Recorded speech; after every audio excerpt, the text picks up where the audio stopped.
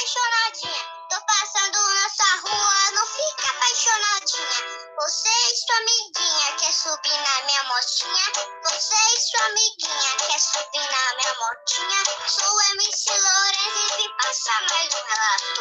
É que agora eu tô na moda porque tô motorizado. Sei que eu não tenho idade, mas cê sabe como é. Ela só desmerecia porque eu andava a pé. É que o mundo girou e a vida deu reviradinha. É que o mundo girou e a vida deu reviradinha. Agora tô de motinha. Bom dia! Bom dia! Você e sua amiguinha quer subir na minha motinha? Ai, gente! Ai, esse é o Brasil. Ô, Brasil, que país é esse? É muito bonitinho esse menininho, gente. Ai, afaste de mim. Ah, bom dia, gente. Bom dia, Samuel, Jordana, Ananda, Ana Priscila, Cecília. Uai, Cecília, vai não? Pousa aí. Rebeca, Ananda, Igor, Samuel, Amanda, Vivian, bom dia a todos. Não, Ananda, ainda não, mas vai ter um dia uma moto motorizada. É muito bonitinho, gente. Ai, esse país, esse é o país que eu quero. País que, ai, que é bonitinho, nada contra. Galera, bora lá, né? Mais uma semana, depois do fim de semana da democracia, da festa da democracia, aquele momento maravilhoso da festa da democracia que, né? Não sei se alguém aqui já tem seus 16 anos, não sei se alguém aqui, né, acabou votando, né? Não sei. Aí, galera, só dando alguns toques, né, para vocês. Eu estou fazendo algumas correções das redações de vocês, ainda não terminei, estou quase terminando, tá? As redações dos senhores. Gostei de alguns textos, o tema foi, assim, bem fácil, né? Vamos combinar. Que tema tranquilo, um tema muito fácil para redação, né? Condiz muito com a realidade de vocês. E aí, eu já gostei de muitos textos que vocês já estão aplicando coisas interessantes, alguns conteúdos, né? Isso faz parte do amadurecimento de vocês enquanto segundo ano, comparando com o primeiro ano. Pensando no dia de hoje, né? Que eu sempre gosto de pensar assim.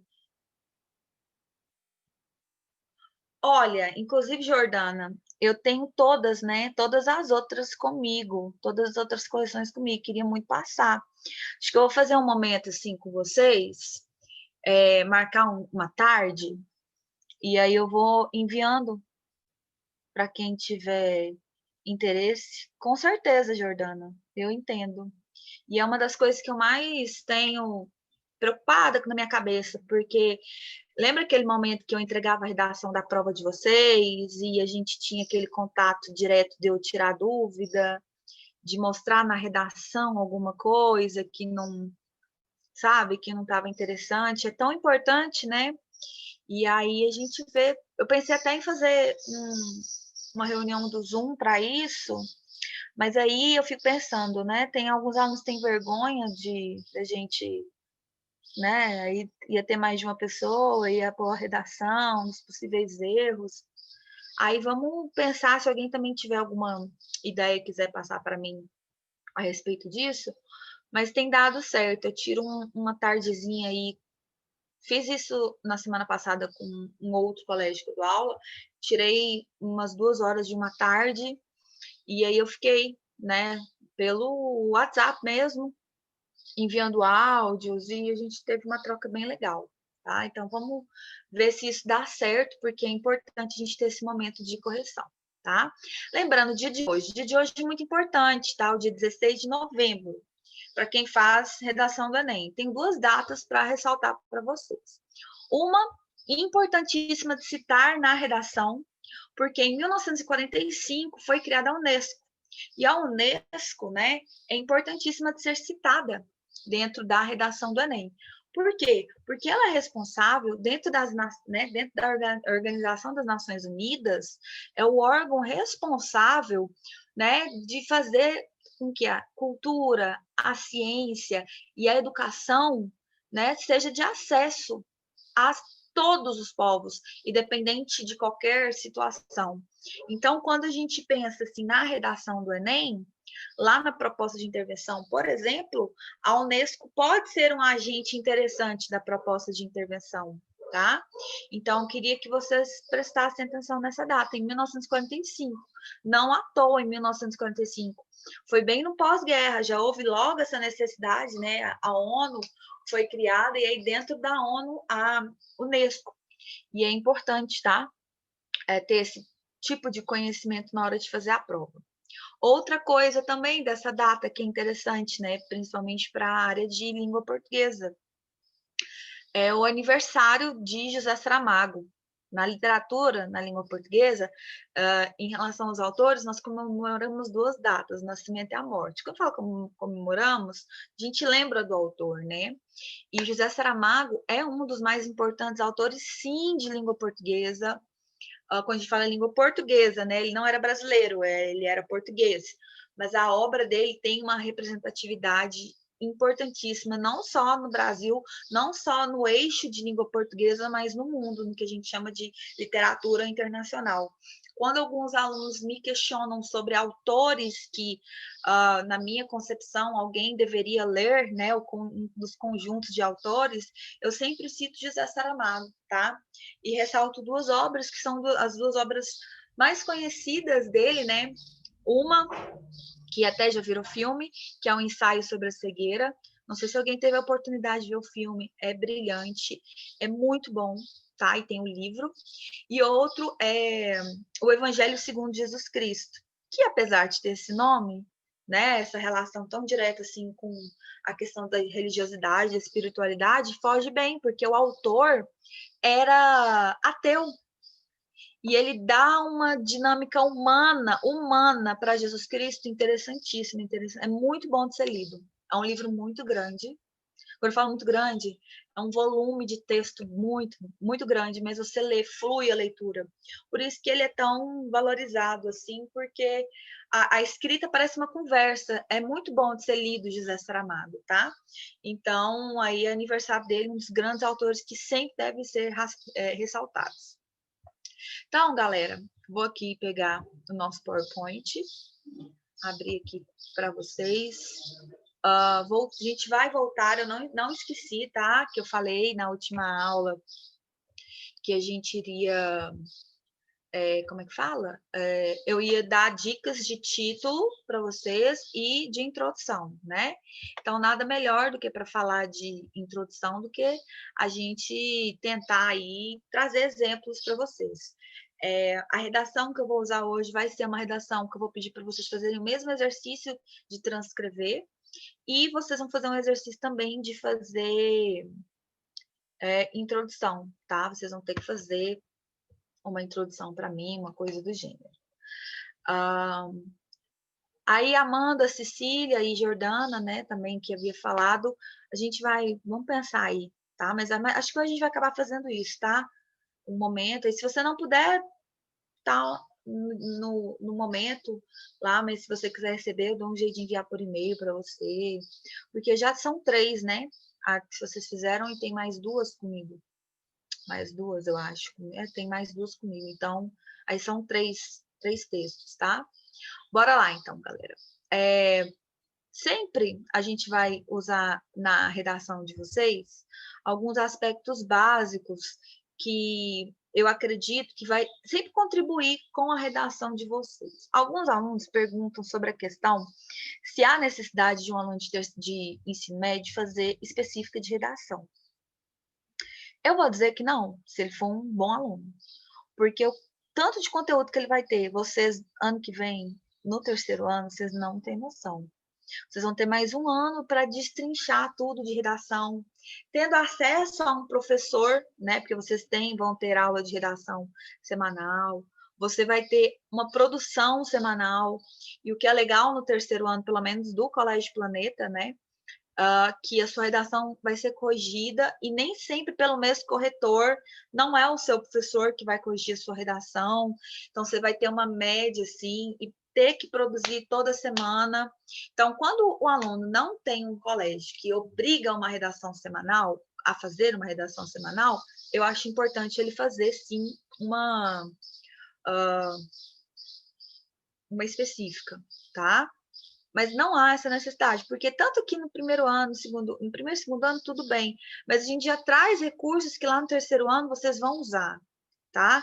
Então, como existe essa obrigatoriedade da produção semanal, no mínimo, que eu falo no mínimo uma, porque quando a gente fala do processo de avaliação, é mais uma, né? Tanto a prova bimestral de redação, quanto simulada, às vezes numa semana vocês vão chegar a fazer até 3 redações, e serão corrigidas e por pessoas diferentes. Então, não vejo tanta necessidade, viu, de vocês fazerem específicas, a não ser que vocês venham com uma dificuldade muito grande, mas vão com cuidado, porque não precisa se sobrecarregar, tá?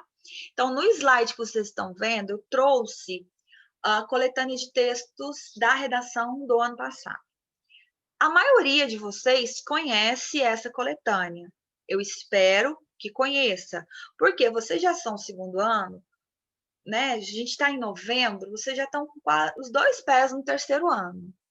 E aí é típico, né, de um aluno de terceiro ano, no mínimo, saber o tema da redação do ano passado. Essa que está na tela é do ano retrasado.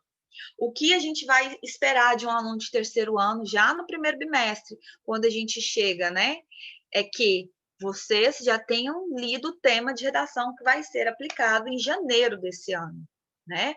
Então, quem infelizmente não vai fazer a prova de redação, não vai fazer a prova esse ano, porque não se inscreveu, perdeu a oportunidade, está deixando para fazer a prova só no terceiro ano, a sua obrigação, é uma obrigação, é saber o tema da redação no próprio domingo que foi aplicado. Durante, assim, 2 horas depois que a prova está sendo aplicada, o tema já é divulgado. Então, é você estar atento a tudo que falou Enem, liga a televisão, aumenta o volume, é isso que você tem que estar ligado. Então, para quem ainda não viu, esse texto que está aqui no slide de vocês, é a coletânea de textos de redação do ano passado, tá? Então, para quem não tinha acesso, está aqui. Por que eu trouxe essa coletânea? Porque a redação que a gente vai dar uma avaliadinha hoje, uma redação 1000, usou a coletânea, tá? Então, a coletânea pode sim estar a seu serviço. Tem alunos que têm muito problema com a coletânea. Fala assim, professora, quando eu pego a coletânea, eu sinto vontade de copiar a coletânea toda. Mas, às vezes, é só um elemento que você vai tirar da coletânea para trazer ao seu texto, tá? Então, esse aqui é a coletânea do ano passado, do tema, né, democratização do acesso ao cinema no Brasil. Aqui nós temos a introdução, mais uma redação 1000, mais uma redação escrita com 30 linhas, tá? Que não existia a necessidade por um título. Vou falar sobre o título hoje, mas só para tirar dúvidas que já foram feitas por algumas pessoas, inclusive da sala de vocês, a respeito de título. Porque é o que eu falo do título, essa questão dele ser opcional, não significa que você não vai pôr o título. Significa que, se você escrever 30 linhas, você não põe, tá? E eu sei que tem alunos que têm um pouco de dificuldade na hora de, né, de qual vai ser a produção que ele vai fazer. Então, galera, é importante vocês se lembrarem disso. Bora lá. Aí, no próximo slide, eu tenho a redação transcrita, tá? Transcrita para vocês, para a gente poder ler, porque fica melhor. Vocês viram ali, né? É uma redação, uma introdução simples, 5 linhas e 2 períodos. Eu preciso que você, quando for segundo ano, quando for pegar qualquer texto, vamos pôr no plural? Quaisquer textos, vocês tenham o olhar de águia corretora, tá? Vocês queiram ver essa estrutura. Eu preciso que isso no segundo ano já esteja claro. Você bate o olho num texto e você começa já a analisar aqui o que tem de interessante, o que não tem, tá? O básico de uma estrutura, então aqui eu tenho 5 linhas e tenho 2 períodos. Lembrando, falei para vocês na última aula, só para, né, como diz outros, só para lembrar, só um remember assim, super rápido. A introdução tem que ter no mínimo 2 períodos, no máximo 4. Então, se é no mínimo 2, no máximo 4, em média vai ter 3. Nós costumamos, né, explorar os 3, porque é o mais comum, é o mais fácil, é o mais óbvio. É o que mais fácil, a gente segue aquela estrutura que eu passei na última aula. Agora, não é uma obrigação, tá? Essa questão dos 3 períodos. Aqui nós temos uma ótima introdução com 2 períodos, tá? Aí aqui está, né, a redação transcrita. Embora a Constituição Federal de 1988 assegure o acesso à cultura como direito de todos os cidadãos, percebe-se que na atual realidade brasileira não há o cumprimento dessa garantia, principalmente no que diz respeito ao cinema. Isso acontece devido à concentração de salas de cinema nos grandes centros urbanos e à condição cultural de que a arte é direcionada aos mais favorecidos economicamente. Ponto. O que eu tenho aqui? Eu tenho a citação mais óbvia de uma dissertação, tá? A citação mais óbvia de uma dissertação é o quê? É a Constituição. Está errado citar a Constituição? Não, nunca. É o maior livro, é o livro mais importante, é o texto mais importante da população brasileira, é o quê? É a Constituição. Está errado citar a Constituição? Não, não está errado citar a Constituição. Então, quando eu pego no pé e falo, nossa, não citou nem a Constituição, bora lá citar a Constituição, é porque o seu texto precisa ter isso. Lembrando, o tema da redação sempre é a Constituição não está sendo cumprida de maneira completa, da maneira correta, da forma, né? Ela foi criada para isso. Então, quando eu não tenho essa representatividade, eu tenho esse problema social, é o tema da redação do Enem. Então, como não citar a Constituição? Então, pegar uma redação de vocês e não ter nem a Constituição sendo citada é muito fraco. Então, não é a expressão não é, quando eu não tenho que citar, eu vou citar a Constituição. Não. É lembrar que a Constituição é a base de citação do seu texto, tá? É a base de citação do seu texto. Ela pode estar na introdução, ela pode estar no desenvolvimento, ela pode estar até só lá na proposta de intervenção. Você falar em Constituição lá na proposta de intervenção. Galera, a Constituição é tão importante que em muitos vestibulares, né, vestibulares específicos, tem o que a gente chama de obras indicadas. O que são obras indicadas? Você tem que ler aquele conjunto de livros, você vai lá ver, tem Constituição, galera. Então, você tem que entender o princípio básico da Constituição. A Constituição assegura os direitos simples, básicos de um indivíduo. Educação, saúde, habitação, segurança, lazer, né? Muitos esquecem dessa questão do lazer, e é isso que a prova trazia, né? A Constituição assegura o direito ao lazer. Se você voltar lá na coletânea, você vai ver que, peraí, professora, na coletânea não fala disso, não cita a Constituição. Por quê? Porque subentende que um aluno de terceiro ano deveria saber, tá? Então, estudem o capítulo 5 da Constituição, basicamente, tá? Por exemplo, a UNB pede, como leitura para o aluno fazer a prova, a Constituição. O certo seria a gente estudar a Constituição, né? Mas em sala de aula, ao longo do... ser uma matéria, quem sabe, estudar a Constituição, mas nós não temos isso, tá? Então, podem citar, devem citar. Aqui na introdução, a Constituição está sendo citada no princípio básico de quê? Da isonomia. que tem tantos alunos que brincam tanto que eu pego no pé, isonomia, lá vem a isonomia de novo. O que você aprendeu? Eu só aprendi isonomia. Tem aluno que fala que só aprendeu isonomia em redação. Eu falo, olha, já está melhor do que a maioria da população que vai fazer o Enem, que nem sabe disso, tá? Porque fala, como direito de todos os cidadãos, está na segunda linha desse texto aqui, como direito de todos os cidadãos, a gente está falando disso, tá? Todos têm os mesmos direitos, ninguém é diferente de ninguém, tá? Então, essa introdução é muito simples, muito simples. Então, lembre-se, a Constituição vai sempre assegurar os direitos, e o tema é o direito sendo ferido em algum aspecto. Beleza? Essa introdução é muito boa. Se a gente falar na frente, eu desmembrei, né? Eu mostrei para vocês. Depois a gente vai voltar lá no texto. Isso eu falei na última aula, não sei se alguém não estava, não sei se alguém ainda não conseguiu compreender isso que eu falei na última aula. Acho que de acordo com os exemplos que eu vou trazendo, vocês vão ficar mais tranquilos nesse aspecto dessa estrutura, tá?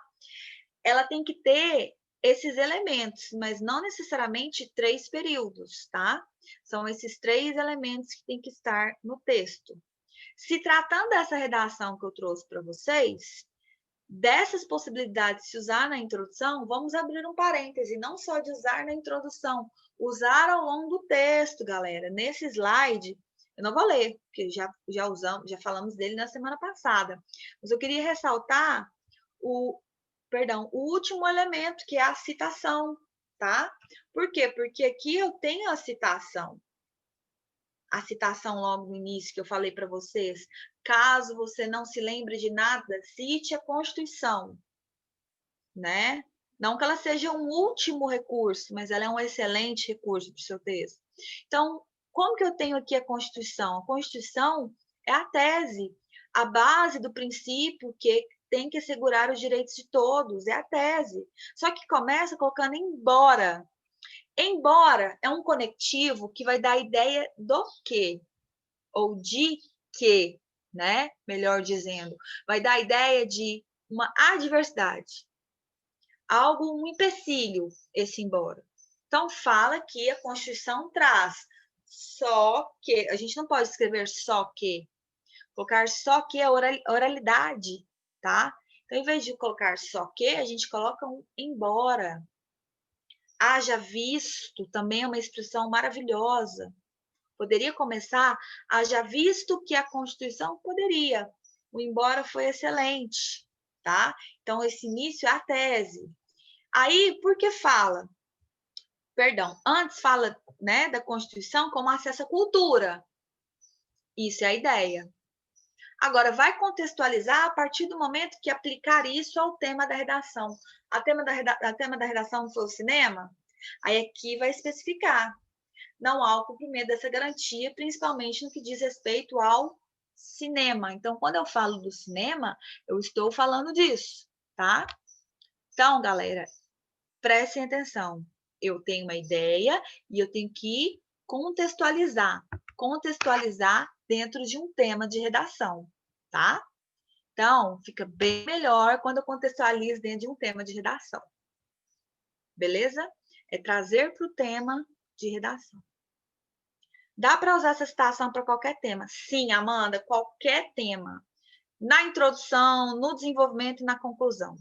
É batata. E desse jeito mesmo, né? Que Constituição assegura o direito a... Aí coloca o problema da redação, tá? Então, é o que eu falo. A partir do momento que eu falo isso para vocês, quando eu pegar a redação, eu vou exigir que tenha. Entende? Eu vou exigir que tenha redação. Tem essa Constituição. Isso serve para quem quer fazer concurso público também. Porque, às vezes, a gente está aqui falando para vocês, porque redação do Enem, e tem uma galera aqui que já quer fazer o concurso público com 18 anos, que é uma boa. Inclusive, a gente, né, que é professor de concurso público, eu tenho orientado aos alunos fazer concurso público, porque daqui a alguns anos não vai ter mais concurso público, tá? Vai ter outra coisa, porque não vai se sustentar mais o concurso público. E vocês no terceiro ano, né, Ali vocês estão numa cabeça, num frescor, que aí eu recomendaria sim fazer o concurso público e citar a Constituição. Citar a Constituição numa redação de concurso público é muito bom, é muito bom.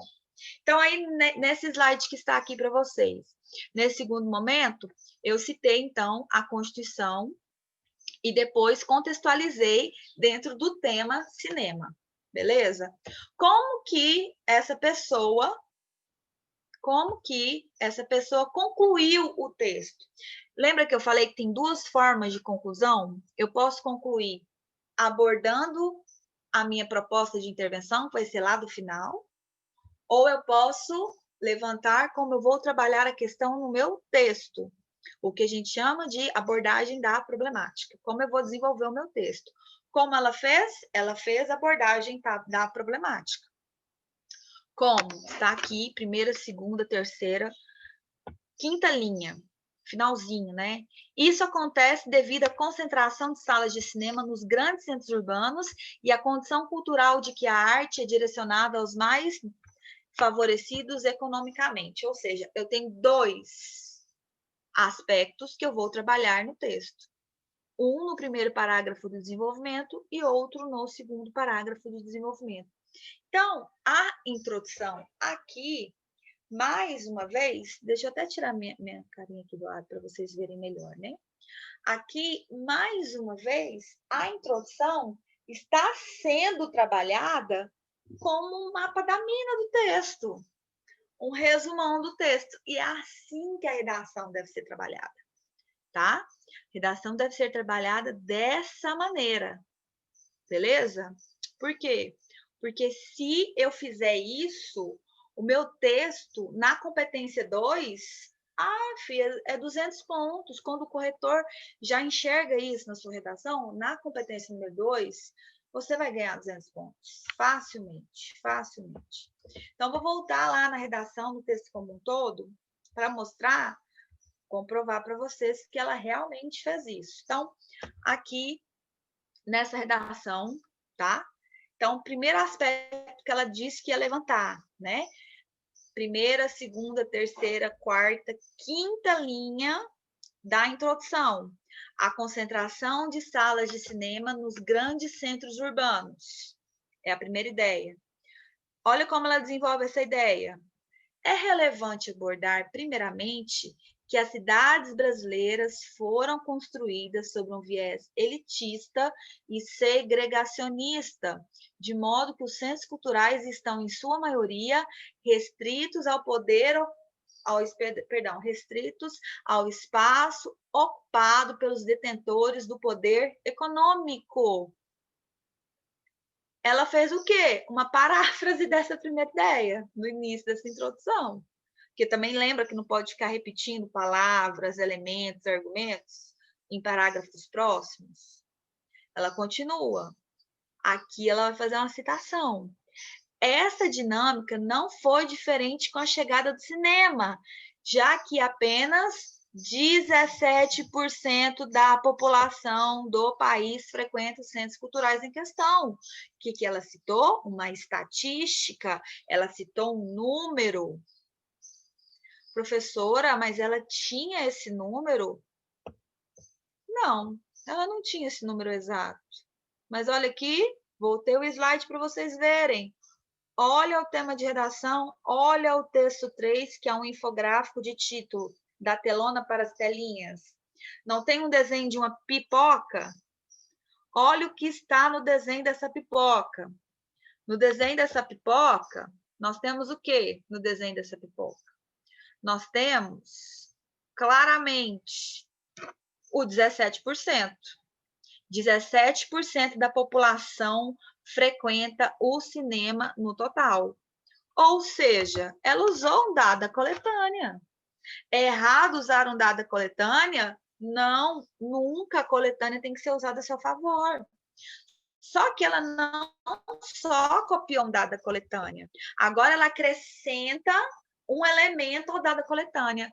Nesse sentido, observa-se que a segregação social, evidenciada como uma característica da sociedade brasileira por Sérgio Buarque de Holanda, no livro Raízes do Brasil, se faz presente até os dias atuais, por privar a população das periferias do acesso à cultura e ao lazer que são proporcionados pelo cinema. Ponto. Não é só simplesmente copiar um dado coletânea, é acrescentar algo a essa coletânea. Uma causa, uma consequência, ou trazer mais um argumento, tá?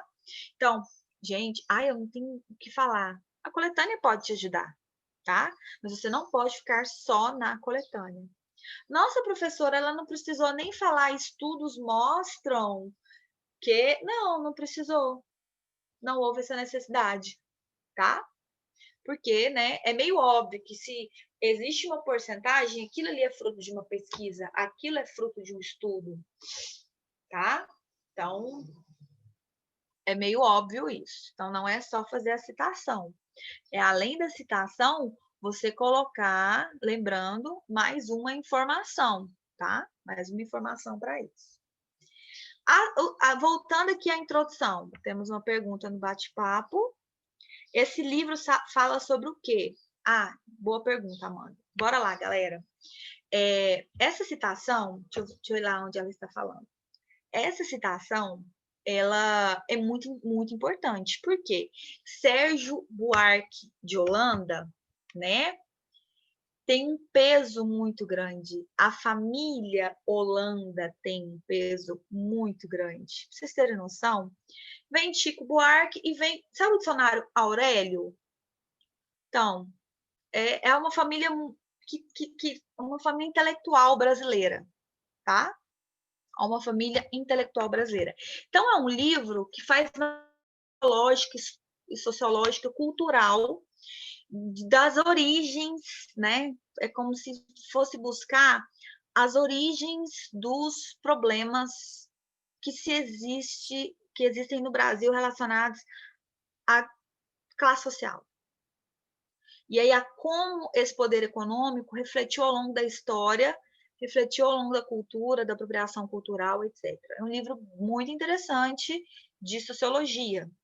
E aí você fala, professora, eu não li esse livro, tem como eu citar, né? Aí você fala, você pode citar que é um livro que fala sobre como o poder econômico está relacionado à apropriação da cultura. Difícil? Não. É um pensamento meio lógico, né? Quem tem o poder do capital consome a cultura, porque a cultura virou, né, objeto de mercado. E é isso que fala, né? Como a cultura brasileira, inclusive, às vezes é subjugada em relação às outras. É interessante, muito interessante esse livro, tá? E já caiu como bibliografia obrigatória de vestibular, por isso que eu li. Então, talvez nem teria tido acesso a esse livro, tá?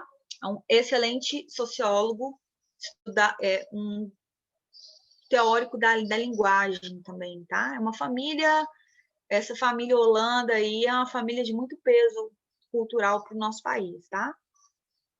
Bora lá.